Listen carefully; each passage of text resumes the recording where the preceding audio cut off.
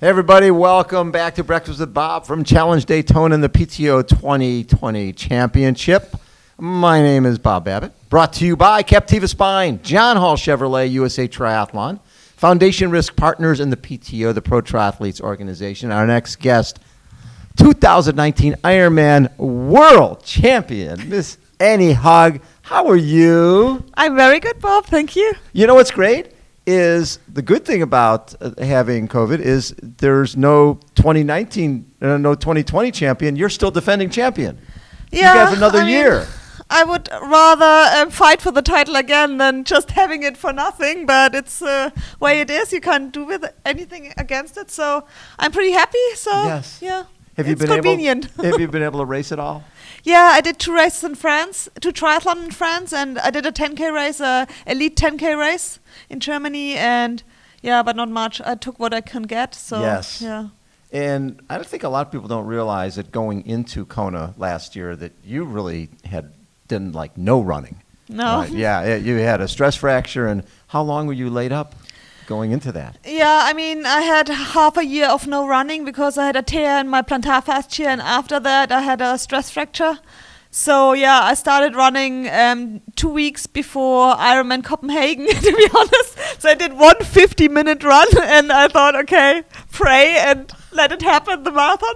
So yeah, it was a little bit of a gamble, but I think in Ironman, if you're really fit and you are not the worst runner in the world, then you can rely maybe a bit on your muscle memory. Yes. And if you're really fit, you can compensate it a bit. But of course, I was not in the super best running shape ever. Yeah. But meanwhile, you run past Lucy Charles and you win the Ironman World Championship. Now, you were third the year before, and it's always nice being on the podium. But to win it, how special was that for you?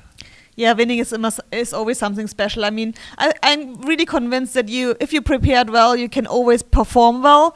But to win something, you always need this extra bit of luck. Everything has to fall in place. And yeah, winning is always the cherry on the cake, and you can't predict it because it's like, yeah, you need the day of the days and be happy on that day. Exactly. The lucky one. So now you're here at beautiful Daytona Speedway, and this weekend you're racing against a lot of the ITU women. Some you've raced before, some you have not. And you've got other 70.3 women and Ironman women, probably one of the best fields ever assembled. You excited? I'm very excited because I literally really believe that it is the strongest field ever, because on the 70.3 distance, the short course and the long course meets perfectly. And I think who will win that race will probably be the best triathletes around here. So you like that? I really like the challenge, because then you really know how good you really are. You have to face the best triathletes in the world to see how good you really are. And yeah, that's the challenge. And I hope I'm ready for that. I'm knowing you. I'm pretty sure you are. Now, have you had a chance to ride out on the track yet? Not today, but I will go tomorrow. Okay, you'll check it out. I don't think you can get lost here, but so I think if I do it once, I'm fine. Do you like the idea that it'll be a 20-meter draft rule, that people won't be able to get close to each other on the bike? Yeah, for sure. It's a smart thing to do, because otherwise, because the field is just so strong, so I expect a very big field very close together. So otherwise, it would end up like the ITU race. It would be an ITU. If people come out of the water together and they'd be together all day. Yeah. So I think it's hard to do it, but I really appreciate that it's a 20-meter rule, and I hope everyone sticks to it, so that it's a fair race. I'm sure they were. So what changes did you make between finishing third and finishing first?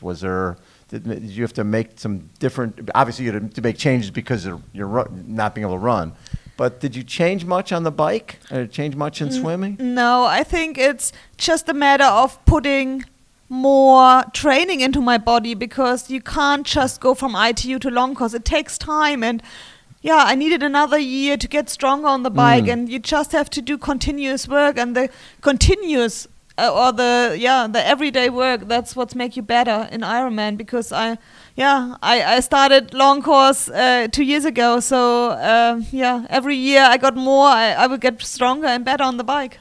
Was it hard for you to make the decision after, you were 11th in the Olympics 2012? When did you make the decision that you wanted to go long course? after the disappointing 2016 Olympic Games, because then I really realized I have really done everything possible to make my swim stronger, and I didn't have the belief that I could end up on the podium again, because the swim in ITU just getting so strong with all the Americans and all the very good fast swimmers from Great Britain or Yes. wherever they are. So I will never ever make in my life, even if I train every day 60 Ks, I will never make the first pack in the ITU race. And the girls and the courses are not so selective on the bike anymore, so there's no chance. Even if you run a world record over 10K, you won't end up on You the can't catch podium. 'em. Yeah, and that I realized, and and as hard as it was, because one part of my heart still is in ITU racing, because I love the speed, I love the athletes, and but it's over. It was over for me, and I needed a new challenge, a new motivation, and now I found it. And I think 70.3 is a very good compromise between Yes. both worlds. Yes. So that I must confess, I like the 70.3 even more than the Ironman distance, because it's more speed, and that's why I'm so excited for the race. So when you made that change after 2016, how hard was it to make that change? It was- how hard was it, the training part of it? It was hard because, I must confess, I haven't changed much of the volume, just the intensity shifted a little bit. So Yeah. I train much longer and harder on the bike. I've never done on the short course, because you Right. just don't need it. So I swim a little bit less. My running is exactly the same like it was in ITU short course, because I still want to run really fast. Right. What I always say to my coach, oh, please don't make me like a slow Ironman athlete. I will always be a fast, quick runner and still be able, at least in my head, to compare with the ITU girls on the running part. Right. So I haven't really changed that, but the bike changes a lot, and the position and the new bike, it was a really challenge for my body to get used to this squashed position, and it was something completely new for me. When did you feel like, okay, I made the right decision? I'm going to have success at this longer distance. Yeah, I always knew that long course would suit me better, because I learned swimming myself when I was 20. So if you're realistic, you know you will never be a good swimmer in your whole life. It doesn't matter how much you train.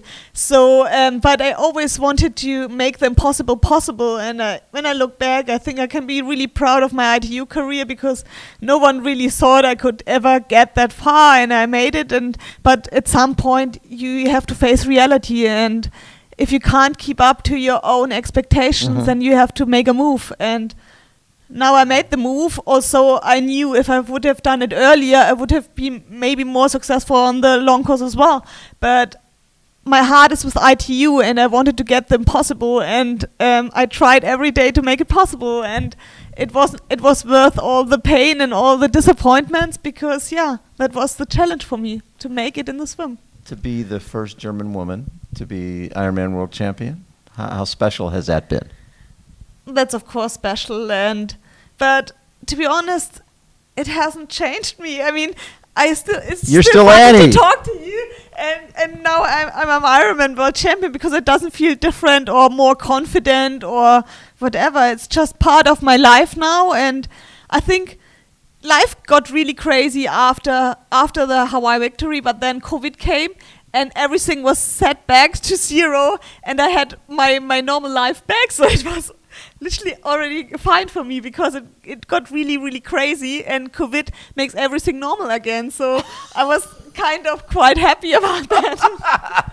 Because at the end of the day, you like your life. I really like my quiet life. So I had the chance this year to be at the Olympic Training Center in Saarbrücken for the whole year. I could have so great training without any interruptions through traveling or training camp or whatever. So I was able to put really, really good training into my body, really consistent training without any stress. And I must say, I really, really enjoyed it with no distraction.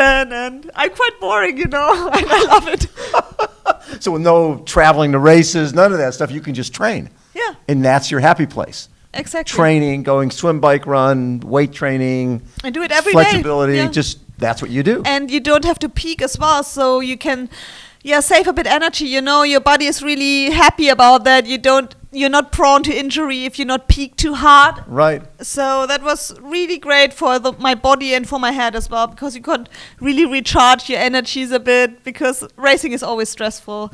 And for me, at least, it's really stressful because I put a lot of pressure on myself. Yes. And I always want to perform at my very best. And yeah, to have a year with not this really pressure, it's kind of a relief, and it recharges your mental energies for next year. What's nice is that you won't have much pressure here because there's only $1.15 million on the line, and you only have the best field ever assembled chasing you. So besides that, you'll be fine. I think I'm not the one who got chased, because my swim is not that strong that I always think I will be a chaser my whole life. So, but to be honest, it doesn't matter if it's the World Championships or a local running race. If I'm on the start line, I will always want to pull out the best I can. So it doesn't really make a difference for me. A race is a race, no matter what kind of race it is. And the race is always better when you're on the starting line. I love seeing you on the starting line. Thank you for taking time. It's always great to connect with you, even with a little plastic between us. Maybe next year we don't have the plastic anymore. Yeah, exactly. Again, this is Breakfast with Bob. That was Ironman world champion Annie Haug. Again, Breakfast with Bob, Challenge Daytona, and the PTO 2020 Championship. Thanks, everybody, for tuning in. We'll catch you next time.